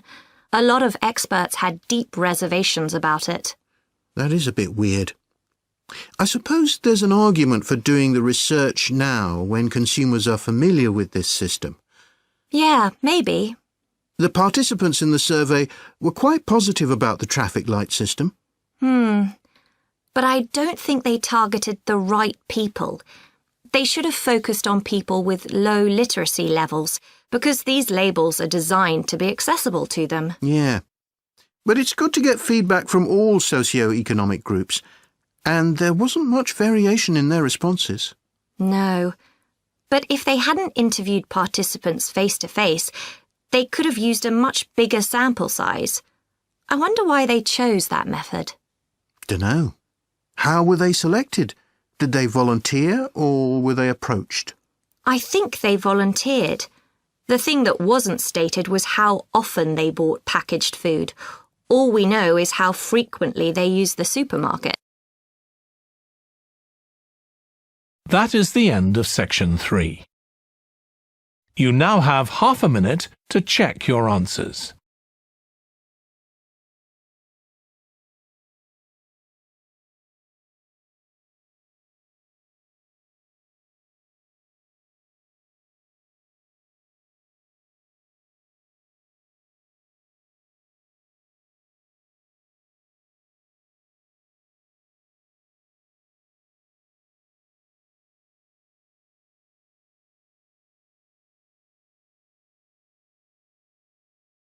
Now turn to section 4. Section 4. You will hear part of a presentation by a history student about the history of coffee. First, you have some time to look at questions 31 to 40.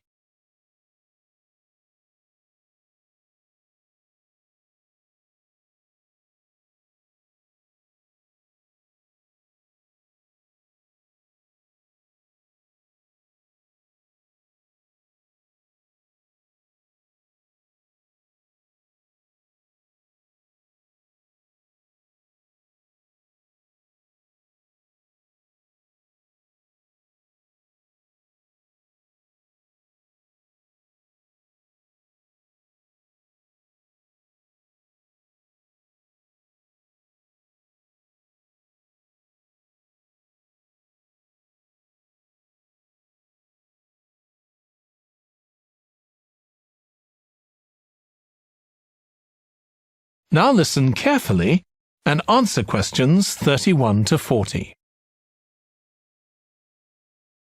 In my presentation, I'm going to talk about coffee and its importance both in economic and social terms. We think it was first drunk in the Arab world, but there's hardly any documentary evidence of it before the 1500s, although of course that doesn't mean that people didn't know about it before then. However, there is evidence that coffee was originally gathered from bushes growing wild in Ethiopia, in the northeast of Africa.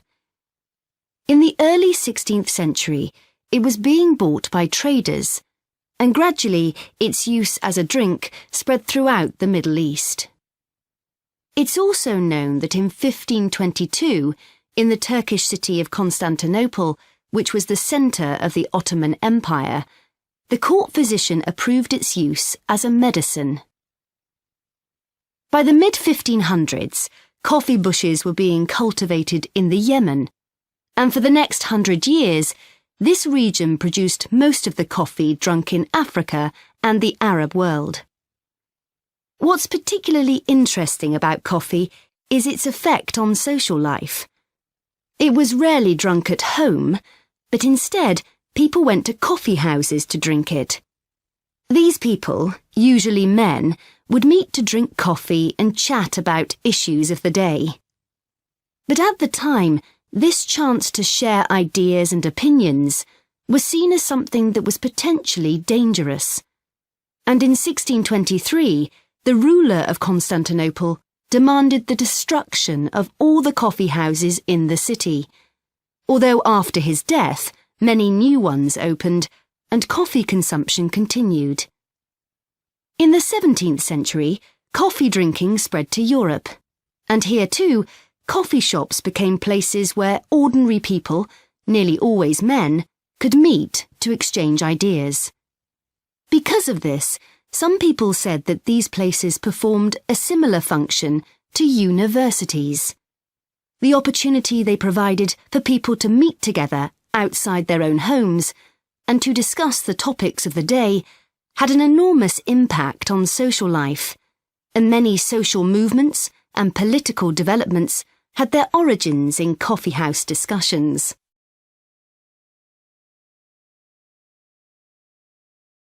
In the late 1600s, the Yemeni monopoly on coffee production broke down, and coffee production started to spread around the world, helped by European colonization. Europeans set up coffee plantations in Indonesia and the Caribbean, and production of coffee in the colonies skyrocketed. Different types of coffee were produced in different areas, and it's interesting that the names given to these different types, like mocha or Java coffee, were often taken from the port they were shipped to Europe from. But if you look at the labour system in the different colonies, there were some significant differences. In Brazil and the various Caribbean colonies, coffee was grown in huge plantations, and the workers there were almost all slaves. But this wasn't the same in all colonies. For example, in Java, which had been colonised by the Dutch, the peasants grew coffee and passed a proportion of this on to the Dutch, so it was used as a means of taxation. But whatever system was used, under the European powers of the 18th century, coffee production was very closely linked to colonisation. Coffee was grown in ever-increasing quantities to satisfy the growing demand from Europe, and it became nearly as important as sugar production, which was grown under very similar conditions. However, coffee prices were not yet low enough for people to drink it regularly at home, so most coffee consumption still took place in public coffee houses, and it still remained something of a luxury item. In Britain, however, a new drink was introduced from China and started to become popular, gradually taking over from coffee, although at first it was so expensive that only the upper classes could afford it. This was tea, and by the late 1700s it was being widely drunk. However, when the USA gained independence from Britain in 1776, they identified this drink with Britain, and coffee remained the preferred drink in the USA, as it still is today. So, by the early 19th century, coffee was already being widely produced and consumed. But during this century, production boomed, and coffee prices started to fall. This was partly because new types of transportation had been developed, which were cheaper and more efficient. So now, working people could afford to buy coffee. It wasn't just a drink for the middle classes. And this was at a time when large parts of Europe were starting to work in industries. And sometimes this meant their work didn't stop when it got dark. They might have to continue throughout the night. So the use of coffee as a stimulant became important. It wasn't just a drink people drank in the morning for breakfast. There were also changes in cultivation. That is the end of section 4. You now have half a minute to check your answers.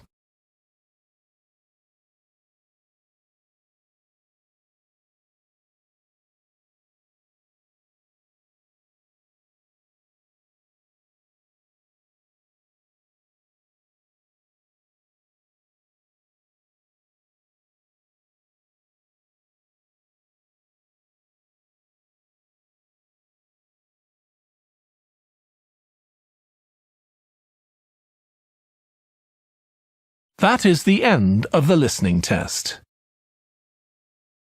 In the Ielts test, you would now have 10 minutes to transfer your answers to the answer sheet.